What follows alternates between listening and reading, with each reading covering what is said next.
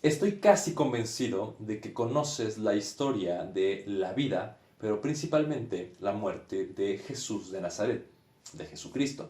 Estamos acostumbrados siempre a que se nos plantea la misma historia desde el punto de vista de los evangelistas, desde personas externas al acontecimiento que se vivió. ¿Qué pensarías si te digo que el libro del cual te quiero platicar en esta ocasión es justamente la narración de la pasión y la muerte de Jesús, pero contado por él mismo?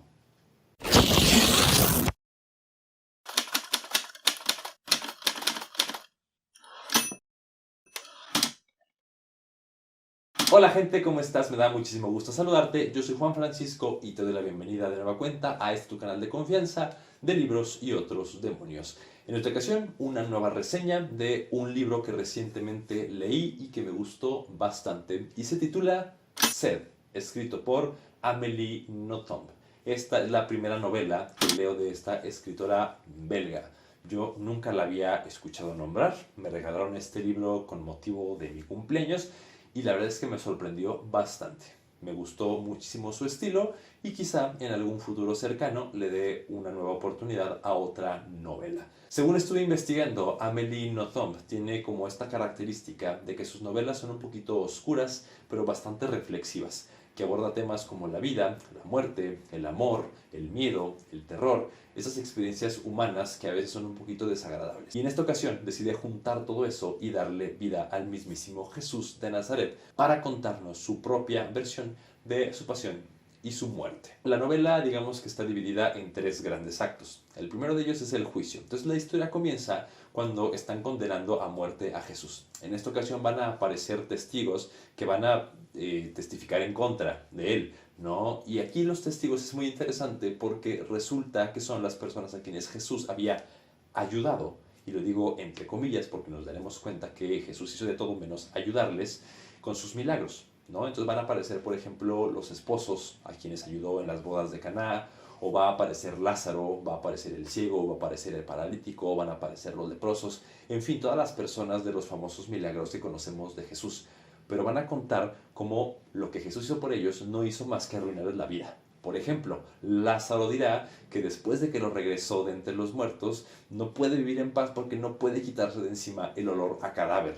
O el ciego y el paralítico dicen que les arruinó también la vida porque ahora tienen que trabajar, porque ahora ya nadie les apoya ni les da dinero y todo tienen que hacerlo por sus propios medios. Entonces está como cambiando un poquito esta perspectiva que siempre estuvimos aprendiendo y repitiendo de que Jesús hacía el bien. Desde esta perspectiva, desde esta lógica, la gente que lo culpa es porque pues les hizo de todo menos un favor. Entonces condenan a Jesús a muerte, sabemos esto no es ninguna novedad, será crucificado, pero tendrá que ser hasta el día siguiente, entonces pasará una noche encerrado. Y este es como el segundo acto, en el que Jesús, por no poder dormir, por claras razones, estará pensando un montón de cosas. Y es aquí entonces donde viene algo bien padre de este libro, que son las múltiples reflexiones filosóficas o existenciales que nos empieza a presentar Amélie Nothomb.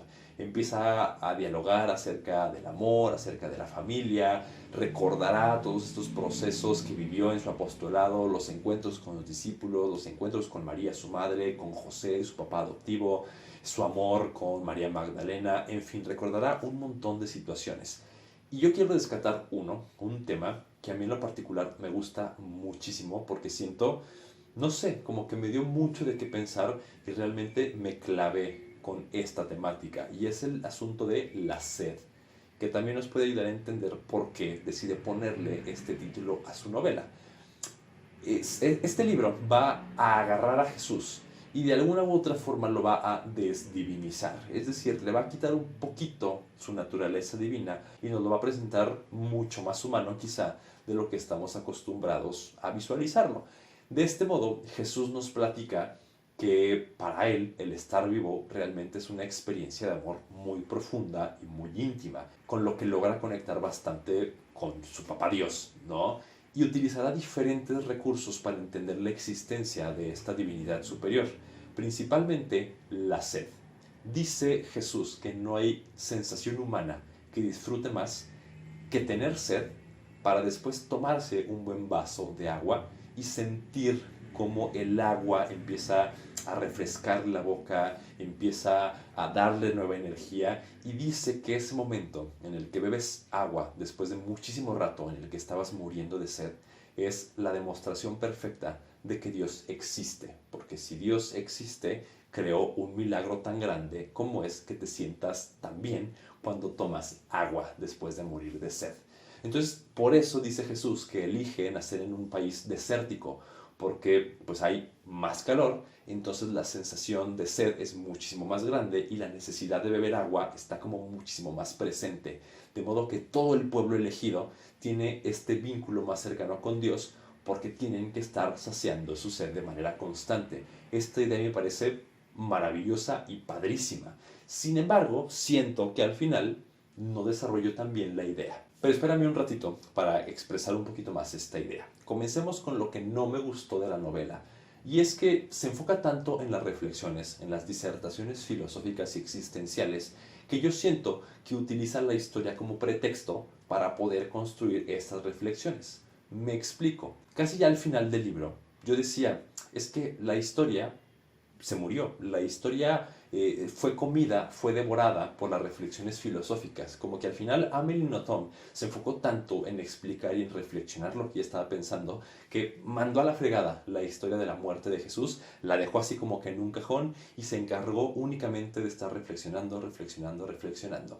Entonces la historia es muy cortita, se siente como si no estuviéramos leyendo nada de acción, no hay como muchas interacciones, no hay como muchas escenas, todo es meramente un monólogo. Todo es una meramente disertación filosófica. No digo que esto necesariamente esté mal, pero como empezó el libro, sí siento que al final flojeó un poquito, o más bien un mucho, porque dejó la historia completamente de lado. Otra historia que no me encantó tanto, que tiene más que ver con el contenido, pero que evidentemente parte desde una perspectiva personal, es lo siguiente. No sé, y no me importa realmente, si Amélie Nothomb es creyente o no lo es. Creo que al final de cuentas es algo que no tendría que importarnos. Sin embargo, me da la impresión de que más bien ella se considera atea. Y yo siempre he dicho que para ser tanto ateo o religioso, tienes que tener conocimiento de causa de aquello que defiendes. Es decir, tener razones muy sólidas para decirte creyente y tener razones muy sólidas para decirte no creyente. Muchos de los no creyentes, por ejemplo, adolescentes de secundaria o de preparatoria que se dicen agnósticos, más bien para darle la contra a sus papás o al sistema, suelen criticar la religión desde la superficialidad, que es donde se van a encontrar cosas bastante criticables. Y yo siento que este recurso barato es el que utiliza Amélie Nothomb en su historia. ¿Por qué? Porque estará buscando así cualquier grieta, cualquier huequito mínimo que desde su perspectiva le ayude a derrumbar a una figura histórica y religiosa como lo es Jesús de Nazaret, o una religión inclusive. Por ejemplo, las clásicas preguntas de un adolescente de si Dios es tan bueno y si Dios es amor, entonces ¿por qué existe el mal? No, insisto, cosas muy de la superficie, como que Amélie Nothomb difícilmente logra llegar a lo importante de, no digo la religión católica nada más, sino de las cosas que unen en su célula a cualquier religión y a cualquier personaje histórico o religioso, Jesús de Nazaret en este caso. Entonces sí utiliza como varios recursos, a mi parecer, baratos, en los que lo único que está tratando de hacer es presentar su punto de vista más allá de una reflexión profunda y seria de la figura de Jesús de Nazaret. Y un tercer motivo es el tema de la sed. Yo te dije que a mí me gustó muchísimo este tópico, pero siento que al final flaqueó y completamente me dejó a mí muy decepcionado, quizá porque me había hecho unas expectativas muy, pero muy elevadas. Si recordamos los evangelios, los 4 oficiales originales de Mateo, Marcos, Lucas y Juan, recordamos que cuando Jesús está en la cruz, dice que tiene sed. Entonces se acerca un oficial con una lanza y le da de beber vinagre en una esponja. Jesús hace el gesto y dice, no, esto yo no quiero, ¿no? Pasan más cosas y al final Jesús dice, Dios mío, ¿por qué me has abandonado? Y muere, ¿no? A los minutos después. Esta es la historia entonces oficial. Yo la tenía en mente cuando estaba leyendo este tema de la sed. Digo, claro, por ahí es donde Amélie va a tomar para poder desarrollar este desencanto de Jesús, pero no, no sucede así. Me explico. ¿Qué es lo que sucede en la historia? Jesús no bebe nada desde que está en prisión No bebe nada cuando va el camino hacia el Calvario y no bebe nada en la cruz, porque él está esperando el momento preciso para pedir agua, porque es como, digamos, ese objetivo implícito que él está persiguiendo para que le ayude a sobrevivir. Jesús sabe que tomar agua es uno de sus mayores placeres, aquella cosa que lo conecta directamente con su Padre. Entonces se está él a propósito muriendo de sed para al final poder experimentar un éxtasis mayúsculo cuando pida de beber. Sin embargo, cuando pide de beber, los soldados le dan vinagre, como en la historia de los evangelios. Jesús dice, ah, qué rico está esto, y después se muere. Y yo, no, Amelie, ¿por qué hiciste eso? Dejaste ir una oportunidad valiosísima en la que viene el desencanto de Jesús. Jesús estuvo esperando un montón de rato para tomar agua y al final le dan vinagre. Eso lo lleva a decir, Dios mío, ¿por qué me has abandonado? Él estaba confiando todavía hasta el último momento en el que su Padre Dios estaba ahí presente. Y el hecho de que se desperdiciara esta oportunidad de tomar agua, para mí representaba el quiebre completo de su esperanza, el quiebre completo de aquello que lo conectaba con la trascendencia. Siento yo que se pudo explotar muchísimo más la idea, pero bueno, no soy el autor, definitivamente no puedo opinar mucho y esto definitivamente está sesgado y es poco objetivo porque parte desde mi propia experiencia personal y de lo que a mí me hubiera gustado leer. Pero si te quieres quedar con la realidad, con lo que es el libro, te digo lo siguiente, me gustó en general la historia, aunque al final se la terminan comiendo las reflexiones, muchas reflexiones son buenas, pero hasta ahí. El libro es bueno, sí, me gustó, sí, sobre todo porque me hizo pensar bastante, como te podrás dar cuenta, pero al final, honestamente, me esperaba algo muchísimo mayor. Pero bueno, ¿has leído tú algo de Amélie Nothomb? ¿Has leído este libro, Sed? Déjame saberlo aquí en la sección de los comentarios. Ya que estás por allá, te invito a que te pases por los links a todas mis redes sociales y de paso que vayas a mi tienda de Amazon para que compres mi libro sobre la cueva, una antología de cuentos y una novela breve.